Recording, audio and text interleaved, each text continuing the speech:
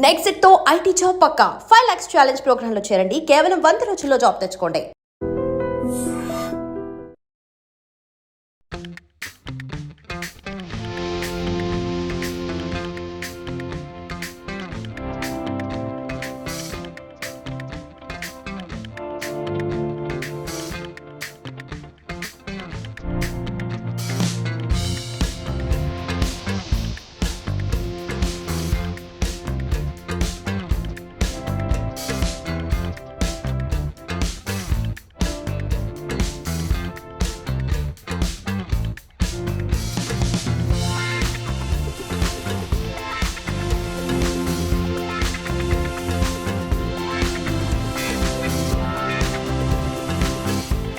Hi hello నమస్తే, నేను మీ anchor Shobha. Welcome to iDream media. ఈరోజు మన ముందున్న guest Bigg Boss season 9 contestant Ramu Rathod వాళ్ళ బ్రదర్ కిరణ్ ఉన్నాడు.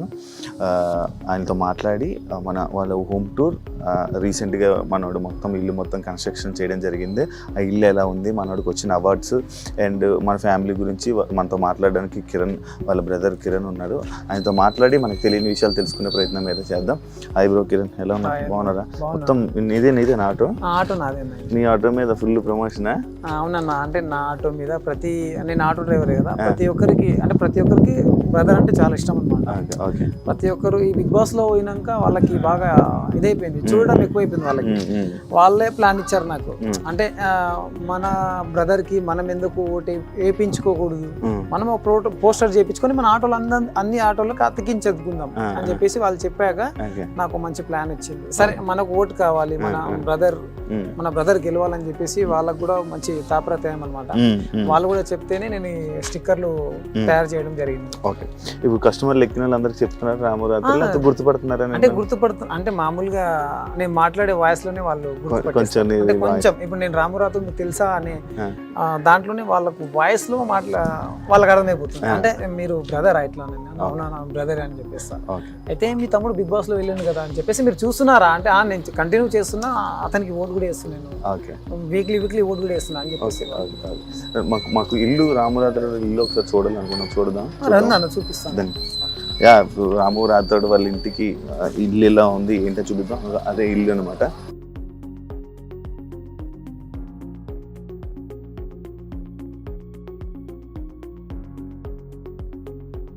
ఎప్పుడు బ్రో ఇదంతా మన కన్స్ట్రక్షన్ అంతా చేయించింది? 8 months అవుతుంది అన్న. అంటే ఆల్రెడీ ఇది 6 years బ్యాకే చేయించుకున్నాం, అంటే చేసినాం, ప్లాస్టింగ్ కాలేదన్నమాట. ప్లాస్టింగ్ కాకుంటే మొన్ననే రీసెంట్ గా ఒక 8 months అవుతుంది ఇది కంప్లీట్. ఇప్పుడు అవుతుంది అన్నమాట, ఇప్పుడు అయిపోయింది అన్నమాట. ఓకే, ఇప్పుడు అంతా ఫినిష్ అయిపోయింది? ఇప్పుడు అంతా ఫినిష్ అయిపోయింది. ఓకే, అప్పటి నుంచి ఫస్ట్ నుంచి ఇందులోనే ఉండేవాళ్ళ? ఫస్ట్ నుంచి ఇంట్లోనే ఉండేవాళ్ళం. అప్పుడు ప్లాస్టింగ్ బయట కాలేదు, ఒక నార్మల్ గా కట్టేసి వదిలేసాం అన్నమాట. ఓకే, ఇప్పుడు ఇదంతా ఈ ప్లానింగ్ అంతా రాముదేనా? ఈ ప్లానింగ్ అంతా రాముదే. ఈ ప్లాన్ లో నేను వెనక అవడం అంటే అతను చెప్పి నాకు ఈ ఫొటోస్ విజువల్స్ నాకు పంపేవాడు, నాకు ఈ విజువల్స్ కావాలి, ఇలా ఉండాలి, నాకు ఇలా ఉండాలి, ఇలా అయితే నాకు అమ్మ నల్లకు బెస్ట్ అవుతుంది. ఎందుకంటే వాళ్ళకి మంచి ఇల్లు కట్టియాలని చెప్పేసి నేను అనుకున్నా. ఆ ఇల్లుని నేను సెలెక్షన్ చేస్తాను, నువ్వు ఆ సెలెక్షన్ ని బట్టి నువ్వు ఇక్కడ కట్టించేయాలి వాళ్ళకి అని చెప్పేసి ఆయన పంపించే అన్ని విజువల్స్ కి నేను ఇక్కడ సేమ్ ట్రిక్ తీసుకున్నాను, సేమ్ ప్లాన్ తీసుకున్నాను. ఎలా ఉంది బ్రో గేమ్?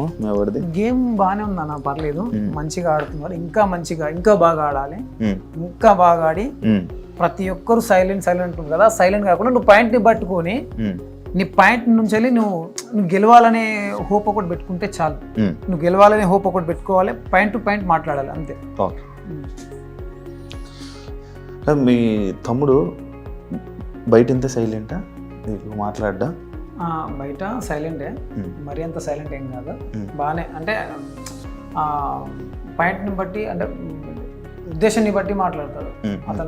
అతను లోపల ఉన్న మనసుని బట్టి మాట్లాడతాడు. అంటే అతను చెడు అనేది చూడడు, మంచిగా చూడడు. అంటే అతను ప్రతి ఒక్కరు గమనిస్తుంటాడు. అంటే మాట అనేది అవతల వాళ్ళకి అర్థం కావాలి, అలాంటి మాటలే మాట్లాడతాడు. అంటే అర్థం కావాలి, అర్థమయ్యే మాటలే మాట్లాడతారు, కానీ వాళ్ళ దగ్గర నెగిటివ్ పాజిటివ్ అలాంటిది ఏమి ఉండదు. అతను ట్రై చేసే కాడికైతే మంచిగానే మాట్లాడతాడు ప్రతి ఒక్కరి దగ్గర.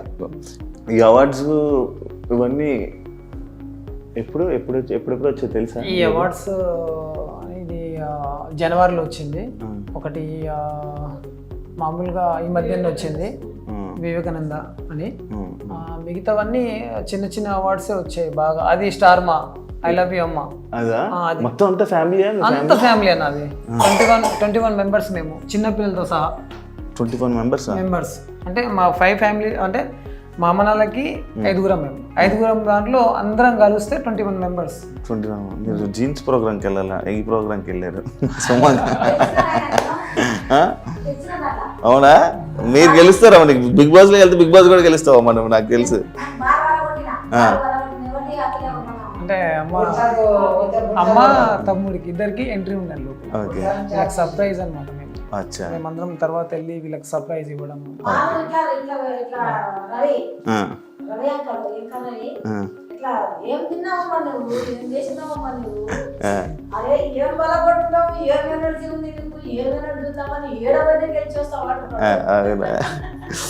బయట ఏమైనా గొడవలు ఏమైనా పడ్డా? పడడా? బయట పడ్డా ఏదైనా భయపడతాడు. ఆ గొడవలు అంటే అతనికి నచ్చదు, అస్సలకి నచ్చదు. ఈ బిగ్ బాస్ లోనే అసలు అతనికి నచ్చట్లేదు. అంటే అందరితోనూ ప్రేమతో ఉండాలి. అంటే ఈయన మనస్తత్వం అలాంటిదే. అంటే నేను ప్రేమతో ఉండాలి. ప్రతి ఒక్కరు ఏదైనా హెల్ప్ అడిగినా కూడా హెల్ప్ చేసేస్తాడు అనమాట, త్వరగా చేసేస్తాడు. ఈయనకు ఎమోషనల్ కానీ సెంటిమెంట్స్ కానీ ఏముండదు. ఈయనకి తిట్టడం కానీ ఈయనకి బాధనే. తిట్టడం అంటే ఈయనకు బాధనే. అంటే అవతల వాళ్ళకి సఫర్ చేయొద్దు, నేను ఇబ్బంది పెట్టద్దు. నేను బాధపడ్డా పర్లేదు, అవతల వాళ్ళకి నేను బాధ పెట్టొద్దు అనే కాన్ఫిడెన్స్ ఎక్కువ ఉంటుంది అతని మైండ్ లో. ఇది దేవుడు కదా, సపరేట్ పెట్టించుకున్నారా? ఇంకా ఏం చేయలేదు. ఇంకా స్టార్ట్ అవ్వాలి. బ్రదర్ వచ్చినాకనే అన్ని స్టార్ట్ చేద్దాం అన్నట్టు అనుకుంటున్నాం. ఇంటీరియర్ డిజైన్ మొత్తం ఇది మొత్తం ఇది కబోర్డ్స్ అన్ని. ఈ కబోర్డ్స్ పైన పిఓపి, ఈ గ్లాసెస్ కూడా అన్ని మొన్ననే అన్ని చేయించుకున్నాం అన్నమాట. ఇది బ్లాక్ గా ఉన్నాయి. బ్లాక్ బాగుంటది అని చెప్పేసి బ్లాక్ వేయించుకున్నాం. ఈ లోపల ఉన్నవి ఏమి కనిపించకూడదా? అంటే లైట్స్ వస్తాయి దీంట్లో. ఇవి లైట్లు వస్తాయి దీంట్లో. అచ్చా, లోపల లైట్లు ఉండి లోపల ఉన్నవి రిఫ్లెక్ట్ అవుతాయి. 2 BHK 2 bedroom. 2 BHK 2 bedroom. అంటే రాముకి పెళ్ళి అయ్యాక అమ్మ నాన్న ఒక రూము అలాగా. ఓ ఇంకా అయితే ఇంకేం పూర్తిగా బాగానే ఖర్చు పెట్టాడు. బాగానే ఖర్చు పెట్టాడు అన్న. మా అమ్మ నాన్న నచ్చిందంటే నాకు నచ్చినట్టే అన్నట్టు ఉంటుండే. 3 సార్లు కలర్లు వేయించి 3 సార్లు దీనికి. అంటే వీళ్ళకి నచ్చాలి. అమ్మ మీకు నచ్చిందా అంటే లేదు నాన్న అంత బాగాలేదంటే మళ్ళీ చేంజ్ చేసేది. అంటే ఈయన అన్ని లైట్స్ కలర్స్ బాగా ఇష్టపడతాడు. లైట్ గా బాగా ఇష్టపడతాడు. మీరే ఇప్పించారా ఇవన్నీ? ఇవన్నీ నేనే.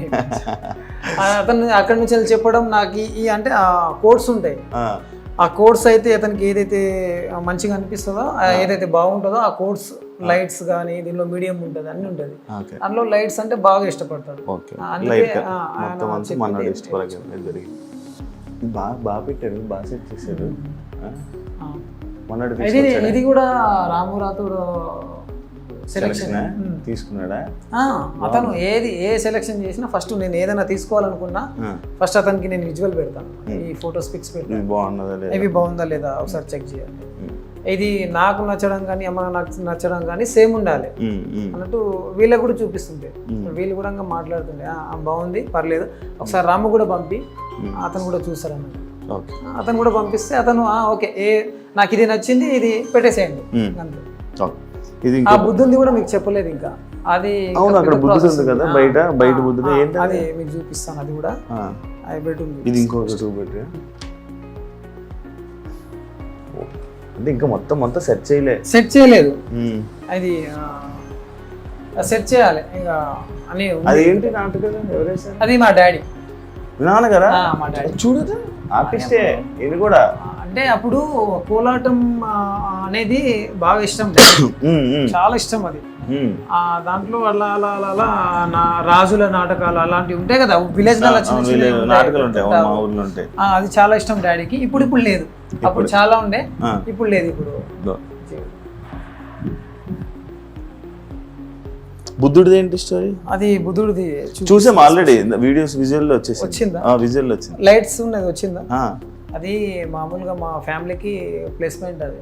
అంటే మా ఫ్యామిలీకి సైలెంట్ అంటే మేము ఇప్పుడు అమ్మ వాళ్ళ ఇల్లు కొద్దిగా చిన్న చిన్న గొడవలు పడుతుంటారు కదా, అలా కాకుండా అది తీసుకొచ్చి పెట్టింది సైలెన్స్ ఉండాలి. ఆ సైలెన్స్ కోసమే ఆ బుద్ధుడు పెట్టింది అక్కడ. అది ఎంత పడింది అంత మొత్తం సెట్? బాగానే 48 దాకా పడ్డాయి. ఓన్లీ గ్లాస్ 40 అంటే అతను చేయించుకున్నాడు ఇలా. అంటే మనం సైలెంట్, అదే మనల్ని చూసి వేరే వాళ్ళు కూడా సైలెంట్ ఉంటారు, మనం కూడా వాళ్ళకి చూపి ఇప్పుడు అదే పాటిస్తున్నాడు హౌస్ లో. అదే ఉన్నట్టుంది సైలెంట్ అంటే వైలెంట్ దానికి మాట్లాడాల్సిన అవసరం లేదు. ఎప్పుడు మాట్లాడాలో అప్పుడు మాట్లాడాలి, అంతే. ఆయన పాయింట్స్ అదే.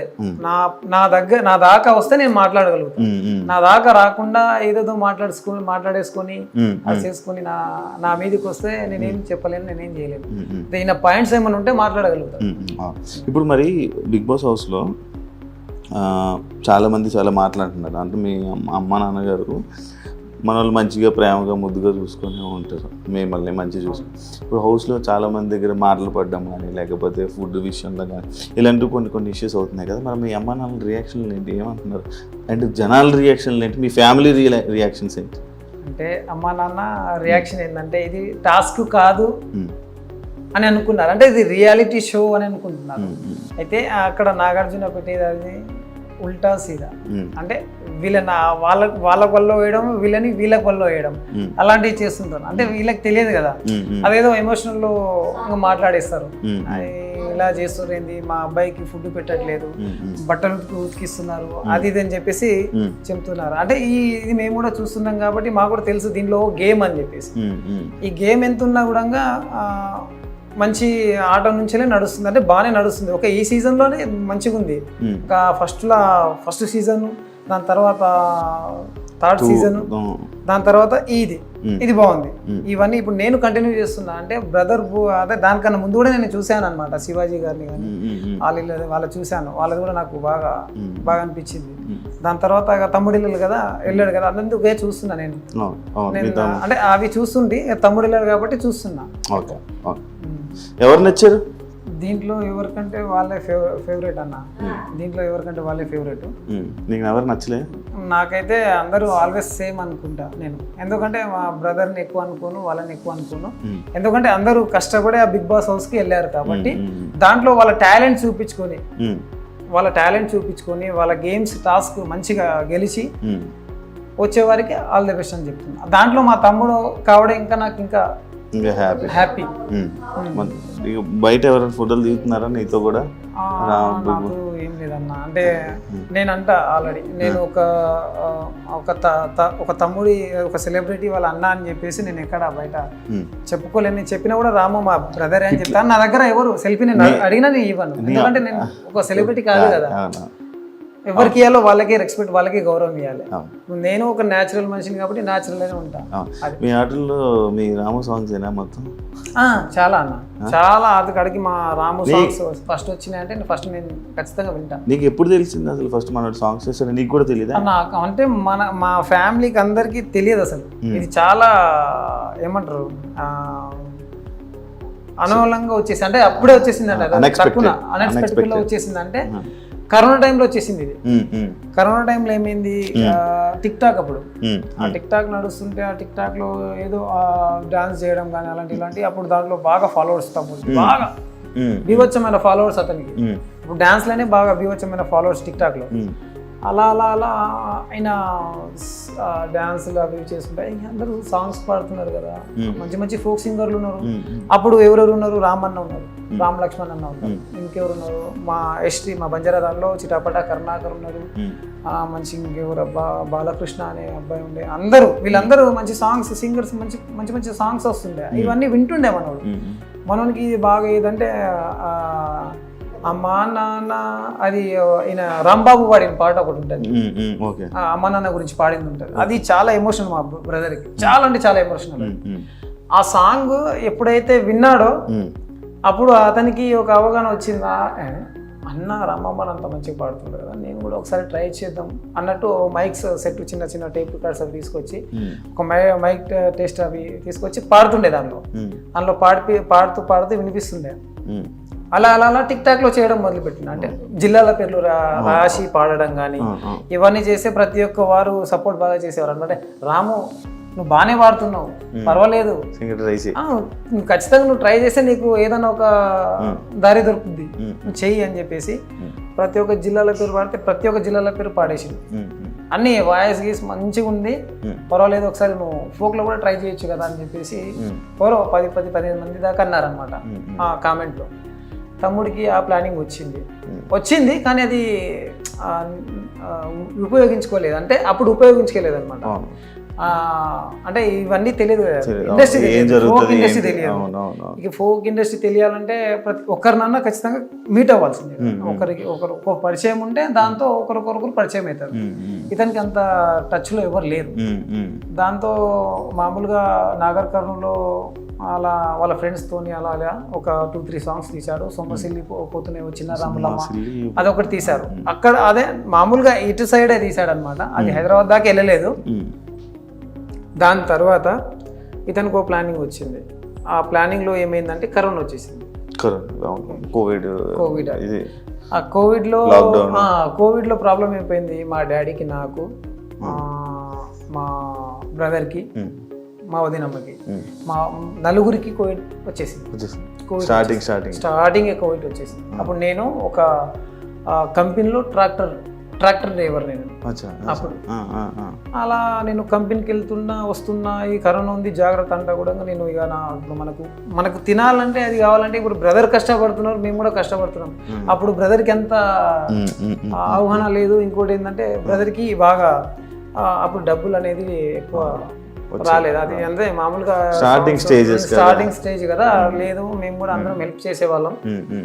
అలా మాకు కరోనా వచ్చేసింది. దాంతో బ్రదరు చాలా చాలా చాలా అంటే చాలా బాధపడ్డాడు. అతను కూడా మా అమ్మ మా బ్రదర్ ఇద్దరే మమ్మల్ని ఆ నెల వరకు చూసుకున్నది.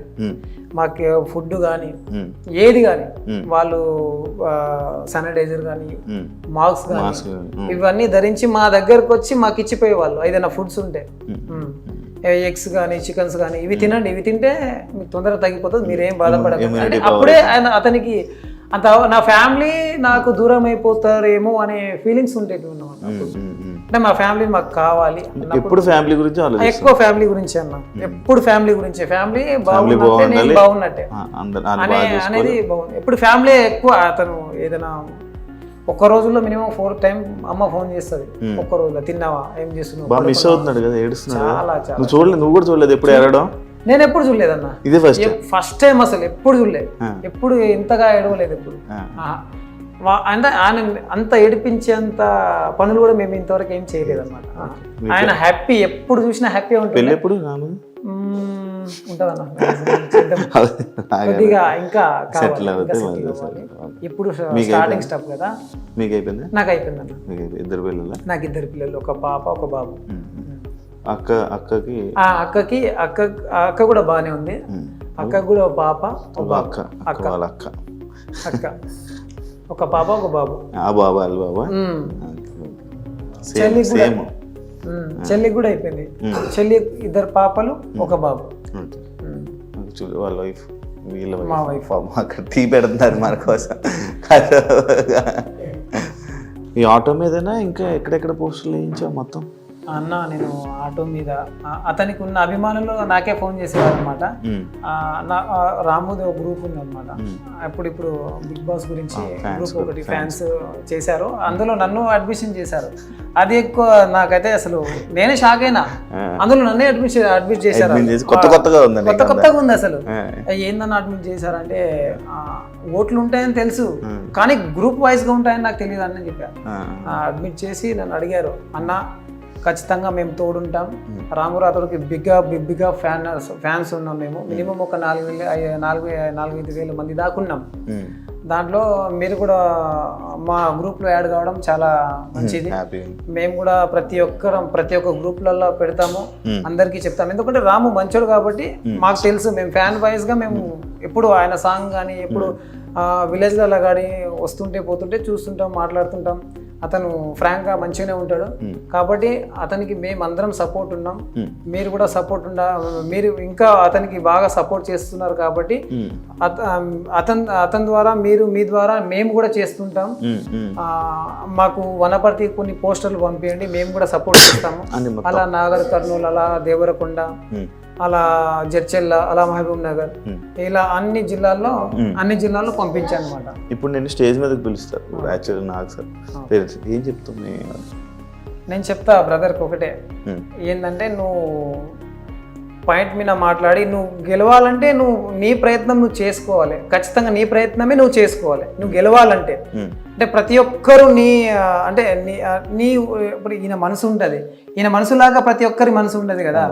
ప్రతి ఒక్కరికి ఒక్కొక్క చేంజ్ ఉంటుంది. ఆ చేంజ్లో నీ మనసు, నీ గొప్పతనం అనేది ఆ బిగ్ బాస్లో చూపించుకొని మంచిగా కప్పు తీసుకొని వచ్చేయాలని అనుకుంటూ మేము అనుకుంటున్నాం.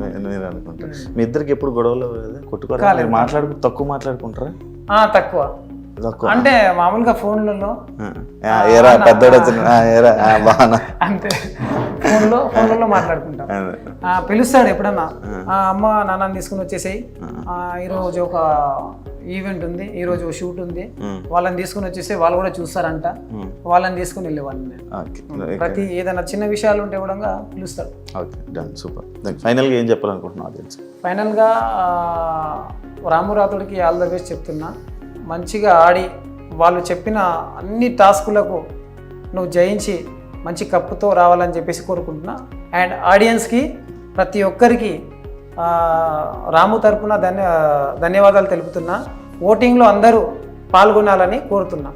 మనల్ని చెప్పినట్టు రాము గేమ్ కానీ నచ్చినట్లయితే అందరూ తప్పకుండా ఓటు వేయాలని మనస్ఫూర్తిగా కోరుకుంటున్నారు. వాళ్ళు కూడా ఇంకా హ్యాపీగా ఫీల్ అవుతారు. And thank you so much. ఇంకో గెస్ట్తో మళ్ళీ మీ ముందు కలుస్తాం. అంతవరకు see ya, thank you so much. And for more videos, please subscribe to iDream. Please subscribe to iDream. Please subscribe iDream. And please subscribe to iDream. For more videos, subscribe to iDream. please like, share and subscribe to the channel. Congratulations, iDream. Subscribe to iDream. Subscribe to iDream. So subscribe to iDream Media. iDream team andarki huge congratulations. Please subscribe iDream Media. Please subscribe to iDream. Subscribe iDream. Please subscribe to iDream. iDream అంటే నా కళల channel subscribe చేసుకున్న నోరు తిరుగుతలేదు, మీరైతే గంట గుర్తు కొట్టండి. For more such videos, please subscribe to iDream. Subscribe to iDream. Please subscribe to iDream. Please subscribe iDream Media. Please do subscribe to iDream. Please subscribe to iDream Media. For best entertainment and information, please subscribe iDream. And don't forget to subscribe to iDream.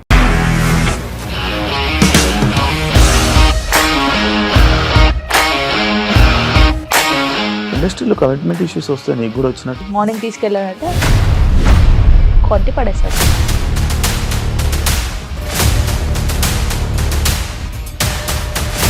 ఒక్కళ్ళు కూడా చూడలేదు ఈ cinema అని చెప్పడానికి కూడా చాలా ధైర్యం కావాలి. అది నిజం కదా, దాంట్లో ధైర్యం ఏంటి? ఇది నెక్స్ట్ డే ప్లేట్ మార్చేస్తే తప్పు కదా. As of now, we are comfortable this అని నేను అనుకుంటున్నాను. రష్మిక గారిది మీది ఒకే ఊరంట కదా.